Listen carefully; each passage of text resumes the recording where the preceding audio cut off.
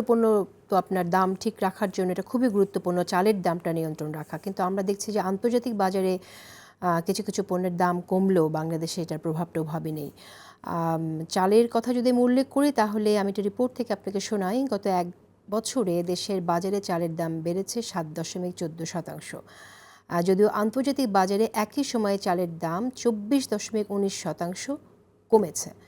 তো আপনি আসলে কি মনে করেন যে এটা না, কেন এটা পারা আমি যায়? আমি তো এটা মেনে নিই। মনে করব কি, আমি যখন এনবিআর চেয়ারম্যান ছিলাম তখনও একবার চাপ দিল, সবাই ব্যবসায়ীরা বললো যে এটাতে চিনিতে শুল্ক কমাই দেন, চালে কমান, তাহলে আপনারা এটা কমে যাবে। আমাদের কমবে না তো, শুল্ক কমাইলে আপনারা বেনিফিটটা নেবেন, মাঝখানে সরকার শুধু আপনাদের থেকে শুল্কের রাজস্বটা থেকে বঞ্চিত হবে, পাবে না। তো এখন যেটা আপনার শুল্ক যেখানে যেসব এসেনশিয়াল কমোডিটি কমাইলো সেগুলোর বেনিফিট তো বাজারে পড়ছে না। তার কারণ আপনি সিন্ডিকেট বলেন বা আগের যারাই ব্যবসা করেছে তারা তো সেটাতে কমাচ্ছে না, তাদের তো ভয় নেই। সিন্ডিকেট সরকার ভাঙতে পারছে না কেন? পাচ্ছে না, শুধু সিন্ডিকেট ভাঙ্গা না, সরকার তো কর আদায়ের জন্যও তো কোনো রকমের কৌশলে যেতে পারে নাই, যারা দিচ্ছে না সেগুলো ধরতে পারে নাই, যারা চোরাচালান করে বা টাকা পাচার করে নিয়ে গেছে সেগুলো তো আনতে পারতেছে না। তাহলে আপনার এদিকে তো ওই আইএমএফের চাপ একটা আসেই, তাহলে কমবে কীভাবে? কমতে পারছে না। এই জাতীয় ক্ষেত্রে সরকারের জন্য দুটো জিনিস হবে। একটা হইলো যেটা এখন বলতেছে রাজনৈতিক সরকার ছাড়া সমাধান নাই, সেফ এক্সিটের জন্য ওই যে আগামী 26 সালের জুন অথবা এই বছরের ডিসেম্বর এর মধ্যে, কিন্তু আমরা যে চাচ্ছিলাম উনি গ্রিন কার্ডের লাইন ধরাবেন, অনেকগুলো সংস্কার কমিশন পাঠাবেন, সেগুলো আর হবে না, আবার সেইভাবে চলে যাবে। অ্যাডভোকেট মাসুদ আহমেদ তালুকদার, আপনার মন্তব্য শুনতে চাই। অনেকগুলো বিষয় চলে এসেছে, চাঁদাবাজির কথাও বলেছেন বদিউর রহমান। আপনি কি বলবেন আসলে চাঁদাবাজির কথা? উনি যেটা উল্লেখ করেছেন যে আপনারা বের করে দিচ্ছেন অনেকে, কিন্তু আসলে তারপরও কতটুকু নিয়ন্ত্রণ করা গেছে বলে আপনি মনে করেন? আর আপনি কি একমত কিনা যে আসলে চাঁদাবাজির কারণে নিত্য প্রয়োজনীয় জিনিসপত্রের দামে প্রভাব রাখছে? দেখুন, জনাব বদিউর রহমান খুব একদম খোলামেলাই বলে দিয়েছেন যে চাঁদাবাজির অভিযোগ বিএনপির বিরুদ্ধে ওনাকে বলতে হয়েছে। বিএনপি একটি রাজনৈতিক দল। আপনি দেখেন তো এই সরকার ক্ষমতায় আসার পরে চাঁদাবাজির কয়টা ঘটনা যেটার সঙ্গে বিএনপি সম্পৃক্ত, আপনি যদি এরকম একটা ডেটা গ্রহণ করেন আপনি 10টা উদাহরণ দেওয়ার ঘটনাও পাবেন না। 5টা মামলা হয়েছে এই চাঁদাবাজির জন্য, এরকম ঘটনাও আপনি পাবেন না। একটা রাজনৈতিক দল তার কর্মীদেরকে যদি কোনো রকম দলীয় শৃঙ্খলা বিরোধী কাজ করে, দলীয় শৃঙ্খলা আমি আবারও বলছি, সেটার কারণে দল থেকে দলের প্রেসক্রিপশন অনুসারে সাজা দেওয়ার যে বিধান আছে সেগুলো considering the gravity of the offence সেই রকম সাজা দেওয়া হয়। এবং এটা একটা রাজনৈতিক দলে গণতন্ত্রের চর্চা আছে বলেই রাজনৈতিক দল এটা করে। সুতরাং বিএনপির বিরুদ্ধে যে কথাটা শুনেন, একটা জিনিস কি আমাদের দুর্ভাগ্য কোথায়, জনাব বদিউর রহমান 5 বছরের অরাজনৈতিক সরকারকে রাখার জন্য উনি খুব রিকমেন্ড করেন এবং উনি এটাকে বিশ্বাসও করেন। আমি দেখেছি বিশেষ করে গত 1/11 থেকে শুরু করে এই পর্যন্ত এখনও চলমান এই সমাজে কিছু কিছু মানুষ যারা প্রথম নিজেদেরকে সুশীল মনে করতেন, অরাজনৈতিক মনে করেন, তাদের সকলের হেট্রেট হলো পলিটিক্সের বিরুদ্ধে, রাজনীতির বিরুদ্ধে। যারা এই রাজনীতিকে এই দেশকে যারা জন্ম দিয়েছিলেন, যেই রাজনীতি, সেই রাজনীতির প্রতি তাদের অনেক ঘৃণা। অর্থাৎ যারা আমরা ঘৃণা প্রকাশ করি আটারলি বিভিন্ন কথায় বা বিভিন্ন টকশোতে বসে, তাদেরও উৎপত্তি কিন্তু এই রাজনীতির কারণে। কিন্তু তারা যখন সমালোচনা করেন এটাকে ভুলে যান। আপনি দেখবেন একটা কথা খুব পরিষ্কার যে সেই 1/11 থেকে একটা অরাজনৈতিক লোকদের দ্বারা একটা সরকারের জন্ম নেওয়ার একটা প্রয়াস তখন চলমান ছিল, যে কোনো কারণেই হোক সেটা পারে নেই। আবার সেই ধারা যে সেখানে বিলুপ্ত হয়ে গেছে তা কিন্তু নয়, সেটা চলমান ছিল। আজকে দেখেন রাষ্ট্রীয় ক্ষমতায় কিন্তু একটা অনির্বাচিত সরকার, অর্থাৎ যারা এখন রাষ্ট্রীয় ক্ষমতায় তারা কিন্তু রাজনীতির কেউ না, অরাজনৈতিক ব্যক্তি।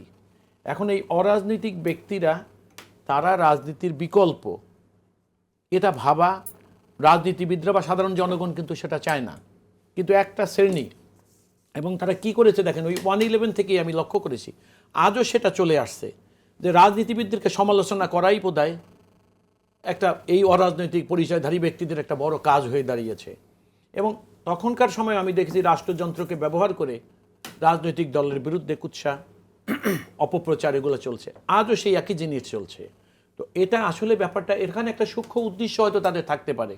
কারো কারো কোনো উদ্দেশ্য, কারো দৃষ্টি আকর্ষণ, কেউ কেউ মনে করে যে এখনকার সময় বা চলমান পরিস্থিতিতে বা পদ্ধতির মধ্যে কারো সম্পৃক্ততাকে ভিন্নভাবে হয়তো কোনো রকম কেউ মানে জাহির করার জন্য এমনটা করে থাকতে পারেন। ব্যারিস্টার সানি আব্দুল হক, আপনার মন্তব্য জানতে চাই যে আমরা তো বিগত ফ্যাসিস্ট সরকারের সময়ে সেই সিন্ডিকেটের কথা বারবার শুনেছি। এই সিন্ডিকেটে তো ভাঙা গেল না, অলিগার্কদের কথা বলা হচ্ছে, কিন্তু তাদের হাতে সরবরাহ চেইনটা রয়ে গেছে বলে আমরা দেখছি, এরকমই প্রতীয়মান। এটা ভাঙা গেল না কেন, আপনি কি মনে করেন?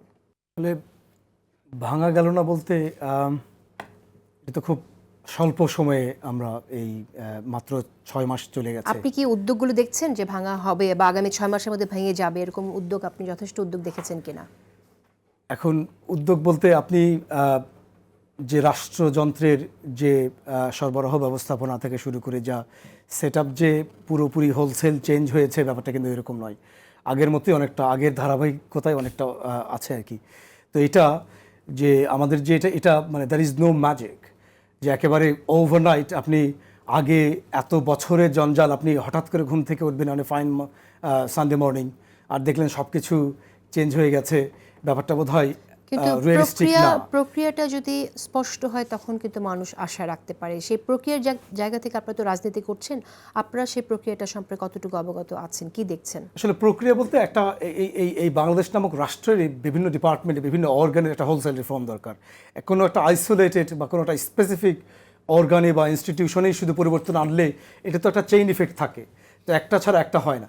তো এই টোটাল একটা চেঞ্জ দরকার, হোলসেল রিফর্ম। যেমন যদি আমি স্পেসিফিক আপনাকে বাজার সিন্ডিকেটের কথা জিজ্ঞেস করি, বাজার সিন্ডিকেট ভাঙতে গেলে কি করতে হবে এখন সরকারের? এখন বাজার সিন্ডিকেট আসলে তো একদম মানে লোকাল জায়গা থেকে শুরু করে একদম প্রান্তিক চাষি থেকে শুরু করে একদম প্রান্তিক ক্রেতা পর্যন্ত যে টোটাল যে প্রক্রিয়ার মধ্য দিয়ে আসে, এই প্রক্রিয়ার তো বিভিন্ন ঘাটে ঘাটে আসলে সিন্ডিকেটের বিরাজমান আছে।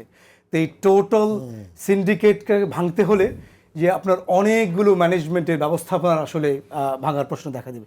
এখানে বিভিন্ন রাজনৈতিক দল বা অন্যান্য যারা আছে তাদের তো ইনভলভমেন্ট আছে। তো এত অল্প সময়ের মধ্যে হ্যাঁ অবশ্যই উদ্যোগেরই আছে। যেটা অর্থ উপদেষ্টার কথা বললেন যে চাঁদাবাজির কারণে এটা সম্ভব হচ্ছে না, এটার কারণে এটা হচ্ছে না, আসলে এটা সম্ভব হচ্ছে না, তো এটা তো আপনার ব্যর্থতাই, তো আপনি নিজে বলছেন। ইউ ক্যানট জাস্টিফাই যে একটার কারণে এটার কারণে এটা হচ্ছে না, আমি কি করব, এরকম তো বলার কোনো অবকাশ নেই। সিন্ডিকেটের একটা বড় বিষয় আমার মনে হয় যে আপনার যারা বড় ব্যবসায়ী মনোপলি করছে কোনো কোনো ক্ষেত্রে, তাদের হাতে নিয়ন্ত্রণটা যেভাবে রেখে দিচ্ছে, সেই জায়গা থেকে সরকার কি উদ্যোগ নিতে পারত? সরকার এটা একটা গাইডলাইন আকারে এবং এটা ইমপ্লিমেন্ট করতে পারতো যে একজন প্রান্তিক চাষি সে চাষ করা থেকে শুরু করে পুরো যে সরবরাহ ব্যবস্থা থেকে শুরু করে একজন প্রান্তিক ক্রেতা পর্যন্ত এই টোটাল ম্যানেজমেন্ট সিস্টেমে একটা গভর্নমেন্টের একটা গাইডলাইন, স্ট্রিক্ট গাইডলাইন থাকা দরকার ছিল এবং এটা ইমপ্লিমেন্ট করা দরকার ছিল। যে পুরোপুরি একটা নজরদারি, একটা স্বচ্ছ জবাবদিহিতামূলক একটা ব্যবস্থাপনা দ্বারা করাবার উদ্যোগ সরকার গ্রহণ করতে পারে। আপনি কি আশা রাখেন যে সরকার এরকম উদ্যোগ গ্রহণ করবে? আশা তো সবসময়, আমি তো অপটিমিস্ট, এটা অপটিমিস্টিক থাকতে চাই। এখন এটা অল্প সময়ে বোধহয় আমাদের প্রত্যাশাটা অনেক বেশি হয়ে গেছে।